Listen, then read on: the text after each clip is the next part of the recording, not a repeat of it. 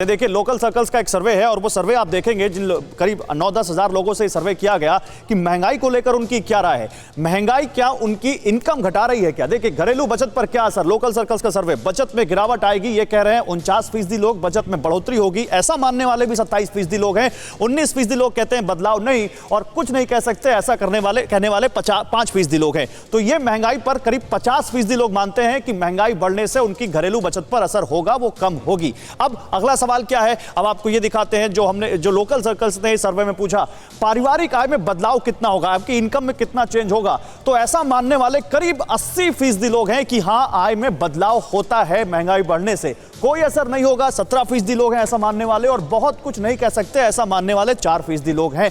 ये आपको हम दिखा रहे हैं। अब इसके अलावा एक सवाल उनसे पूछा गया बजट को लेकर, उनसे पूछा गया कि क्या मानते हैं कि घरेलू बजट में अनिश्चितता के कितने आसार होते हैं, यानी घरेलू बजट कितना ऊपर नीचे होता है महंगाई की वजह से।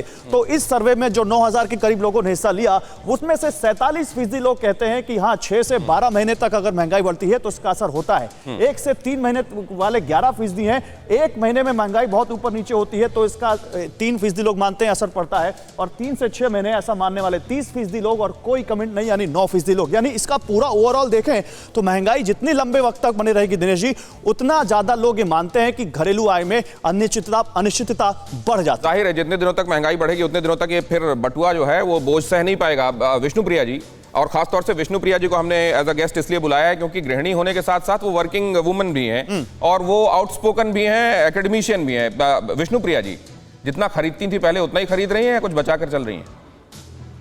देखिए, जो हमारी ज़रूरतें हैं उसको एक हद तक ही कम किया जा सकता है।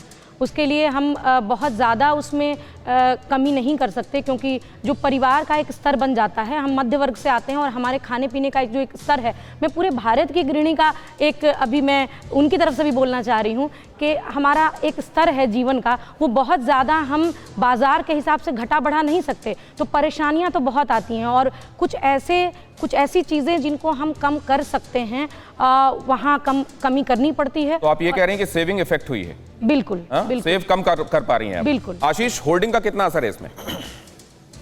होल्डिंग का नहीं, होल्ड वैसे क्यों कर रहे हैं लोग? अब इससे ज्यादा और क्या चाहिए उनको? फल और सब्जियों में देखा जाए, फल और सब्जियों ये में तो पेरिशेबल है, होल्ड नहीं कर सकते। होल्ड नहीं कर सकते। हाँ। और हम अब ये जो अभी 2 आइटम्स हमने चर्चा की, प्याज तो कम से कम टिक जाती है, उसको होल्ड किया जा सकता है, सरसों का तेल, इसमें है क्या होल्डिंग? प्याज में होल्डिंग की जाती है, लेकिन जब कभी भी अभी देखा जाए तो सरकार प्याज अभी खरीदारी सरकार प्याज की कर रही है ताकि अगर मूल्य जो है आगे जाके बढ़े तो उसको कंट्रोल कर सके। और प्याज की जमाखोरी रोकने के लिए अगर प्याज के रेट बहुत ज़्यादा बढ़ जाते हैं तो सरकार हमेशा उस पर नियंत्रण करने के लिए कुछ न कुछ एक लिमिट लगाती है, लेकिन जमाखोरी का भी असर प्याज के ऊपर रहता है। जमाखोरी का असर प्याज पर है, इस बात से दो राय, इस बात से इनकार नहीं है। गौरव, आप जो जवाब चाह रहे थे, लेकिन मैं एक बार फिर से नरेंद्र तनेजा साहब के पास जाना चाहता हूं। नरेंद्र तनेजा जी, आपने इसे वॉर इकोनॉमी का टैग दिया है, लेकिन एक बात मैं समझना चाहता हूं, कई तिमाहियों तक ये महंगाई अगर टिक जाती है तो आर्थिक विकास पर भी असर पड़ता है और ये टिकी हुई है। क्या देखते हैं आप देश के इकोनॉमिक डेवलपमेंट के हिसाब से इसका असर? नहीं, अच्छा प्रश्न है। देखिए, महंगाई है, इस पे तो कोई मुझे लगता नहीं कि कोई इस पर सहमत होगा। और जब महंगाई होती है और लगातार होती है तो लोगों की जो आय है उसी में सबसे ज्यादा चोट पहुंचती है, आज एम्प्लॉयमेंट में चोट पहुंचती है। तो ये तो दिख रहा है, आम आदमी को भी दिख रहा है, जो मध्य वर्ग है और जो उच्च वर्ग है उन तक लोगों को ये नजर आ रहा है, और कहीं ना कहीं वो उसको देख रहे हैं। जो सप्लाई चेन है, हमारे यहाँ 2 तरह की सप्लाई चेन है, एक तो फॉर्मल है, दूसरी इनफॉर्मल है। तो बहुत बड़ा हिस्सा जो तमाम चीजों की आप बातचीत कर रहे हो वो अनौपचारिक है, इनफॉर्मल, और वो रेगुलेटेड नहीं है।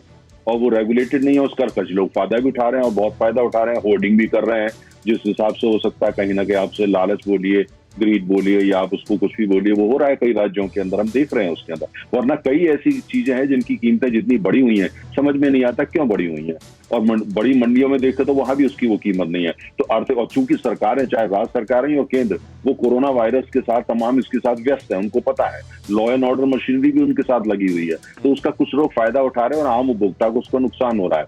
अर्थव्यवस्था का आपने क्या हमने देखा, ये तो स्टैटिस्टिक्स हैं, आंकड़े सामने हैं। ठीक है, उसका जो होती है, जो टोटल जीडीपी है उसका नुकसान हुआ है, उसको भी चोट पहुंची है। मैंने जैसा कहा, ये वॉर इकोनॉमी है, और वॉर इकोनॉमी के अंदर जो हम देख रहे हैं भारत के, नरेंद्र तनेजा जी ये कह रहे हैं कि ये कंडीशंस इस समय की जो प्रिवेलेंट हैं वो जिम्मेदार हैं महंगाई के लिए। परवाह देश की, सोमवार से शुक्रवार रात 10 बजे TV9 भारतवर्ष पर।